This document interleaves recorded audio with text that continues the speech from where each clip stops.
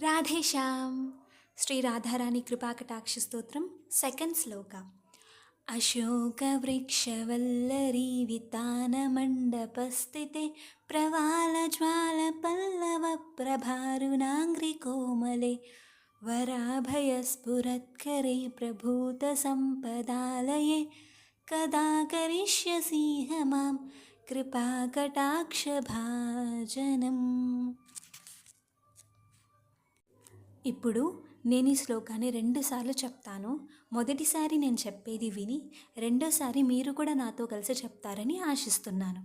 అశోక అశోక, వృక్ష వృక్ష, వల్లరి వల్లరి, వితాన వితాన, మండప మండప, స్థితే స్థితే.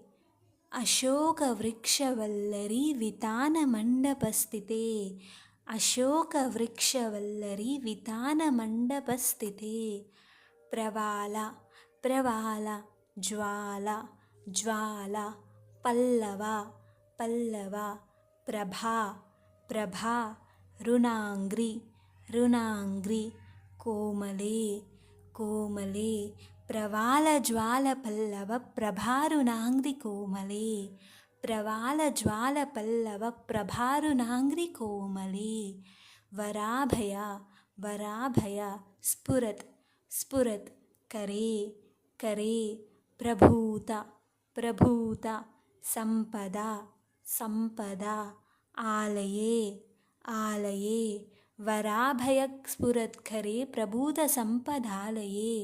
వరాభయ స్ఫురత్కరే ప్రభూతసంపదాలయే. కథా కథా, కరిష్య కరిష్య, సీహ సీహ, మాం మాం. కదా కరిష్యసీహ మాం.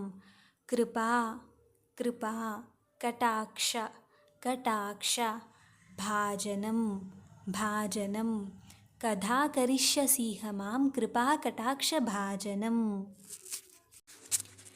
ఈ వీడియో వల్ల శ్రీ రాధారాణి కృపాకటాక్ష స్తోత్రంలోని సెకండ్ శ్లోకాన్ని ఎలా పలకాలి అనేది తెలుసుకున్నారని ఆశిస్తున్నాను. సెకండ్ శ్లోక మీనింగ్ చెప్తూ తెలుగులో అండ్ ఇంగ్లీష్లో సపరేట్గా వీడియోస్ చేశాను. ఆ వీడియోస్ లింక్ కింద డిస్క్రిప్షన్లో అండ్ కమెంట్స్లో పిన్ చేసి ఉంటుంది. ఒకసారి వెళ్ళి చూడండి.